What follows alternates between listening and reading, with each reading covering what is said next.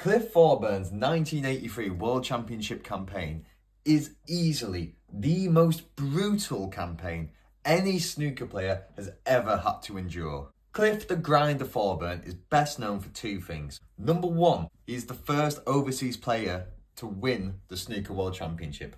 Number two, Cliff Thorburn is also the first person to make a maximum at the Snooker World Championship. More on that later. Like I say, today I want to take you through his utterly draining 1983 Crucible campaign. This will prove why he's called the Grinder. To be fair, it all started relatively normal for Cliff. He had a routine 10-5 win over Australia's John Campbell, though it must be said Cliff was suffering from flu during that match.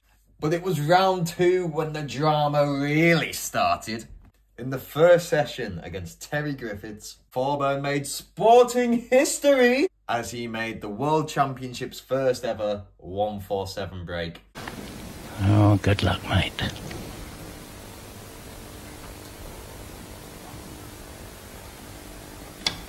Yeah! Oh, wonderful! However, by the time this match concluded, that moment of history would have felt like the distant past for Thorburn. First off, later in the day that he made his 147, he was hit with a personal bereavement, a horrible one. As for on the table, an elongated match between John Spencer and Eddie Charlton meant that Griff and Cliff did not start their final session until 9 PM. This final session would last for 6 hours and 25 minutes. The final ball went down at 3:51 AM. The BBC cameras had stopped recording 2 hours prior, and most of the spectators had called it a night.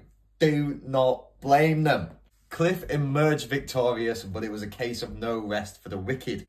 He met his close friend Kirk Stevens in the quarterfinals, and it proved to be another marathon. Stevens led 12-10, but Thorburn won 3 lengthy frames to take victory in what was yet another 6-hour session. To be fair, this one did end at the more sociable time of 2 AM. Tony Knowles was waiting for Cliff in the semi-finals, and guess what? It was another absolute ordeal. Ultimately, Thorburn needed to win the final 3 frames to reach the final. And Cliff being Cliff, he did just that, to set up a final against Steve Davis.